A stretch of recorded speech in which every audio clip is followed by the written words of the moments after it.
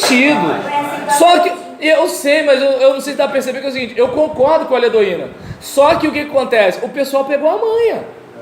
E se você quer alcançar o pessoal, não dá para você manter a forma de antigamente. Seria legal, por quê? Porque até para agenda pastoral, né? Ele já tem um programa de pregação, quarta-feira é isso, domingo de manhã é isso, domingo à noite é aquilo, mas não. Ele tem que fazer o malabarismo.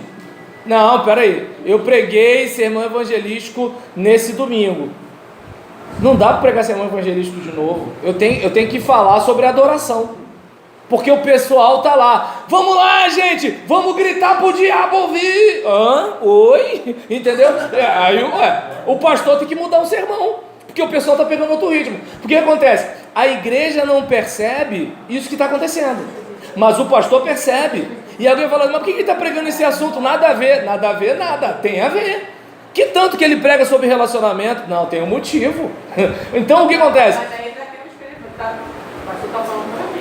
Não, mas aquele negócio, sempre vou mandar em direta. O que te vi, Jorge, o que por exemplo, Acabe fala para Elias? És tu perturbador de Israel? Ué, não adianta. Se você, por exemplo, quiser fazer a vontade de Deus, prepara que agora é a hora. Fala. Você consegue se esconder de Deus? Não. Se esconder de Deus? Não consegue. O que aconteceu? Eu era na igreja e eu sempre tinha um discurso de manhã e à noite. E depois eu percebi que... Vinícius já foi lá tocar a campainha? Foi o telefone, essa vez foi o telefone. Aí, pastor, à noite... Depois do Jorge vamos fazer hoje. À noite, eu comecei a perceber Deus usar o pastor, mudar as mensagens as mensagens de exortação para a noite. Tanto de manhã e à noite, só por exortação. Exortação que você fala é chamar a atenção.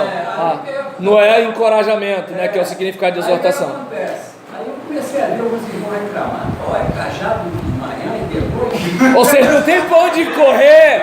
O pastor dá cajado de manhã, a gente vem de noite, ele dá cajado também. Ela não me viu, ela chegou assim.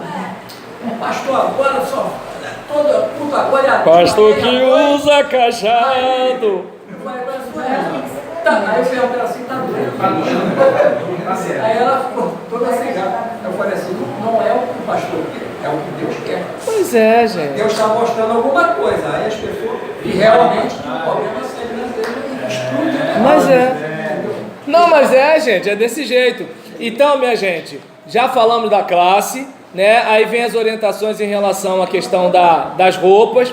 E aí a gente, por exemplo, vai ter uma comissão encaminhando o candidato, né? Ou um grupo, ou os diáconos, né? Para a sala, tudo direitinho.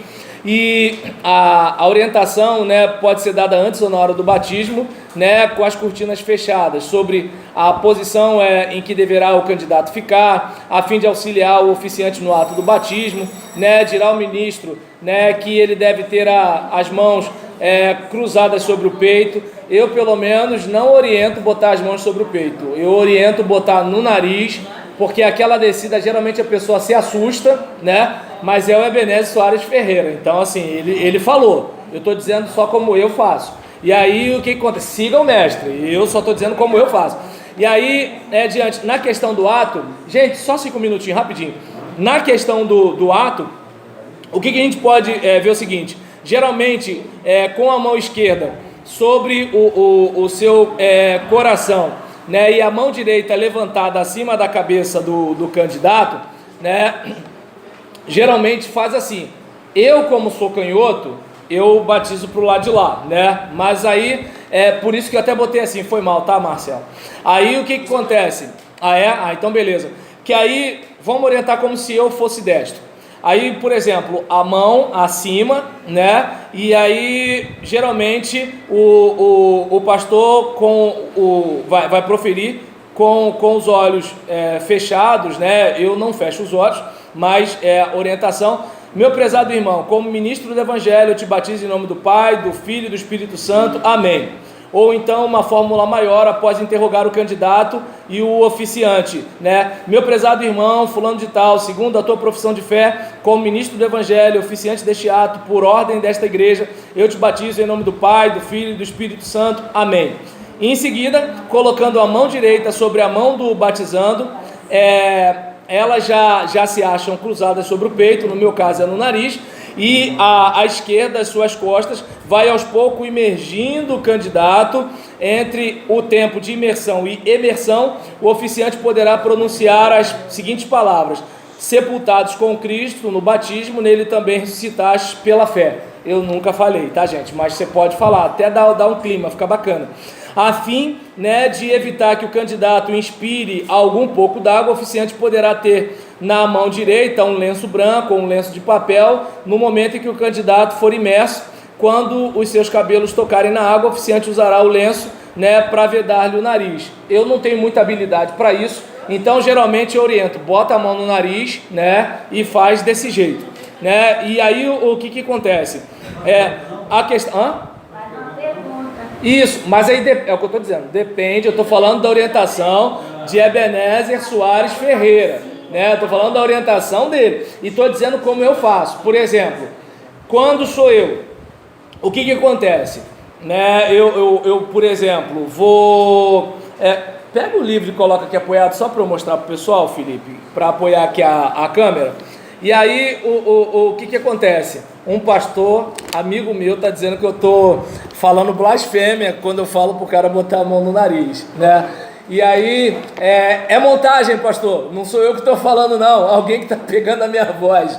E aí, por exemplo, eu geralmente batizo a pessoa desse lado. E aí, como é que é? A pessoa vem, o pessoal está cantando a música que a pessoa gosta, ou que tocou o coração dela.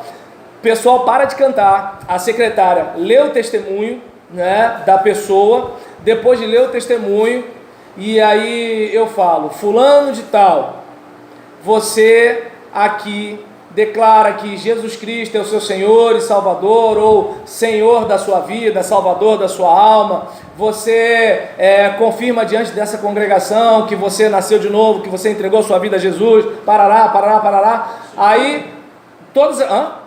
Não, claro que não, eu não estou falando formalmente, meu filho. E aí o que acontece? Aí a pessoa, todas elas disseram sim, nunca teve ninguém que disse não. E aí eu falo, né? Então, como ministro do Evangelho, autorizado pelo meu Senhor e Mestre, reconhecido por essa igreja, te batizo em nome do Pai, do Filho e do Espírito Santo.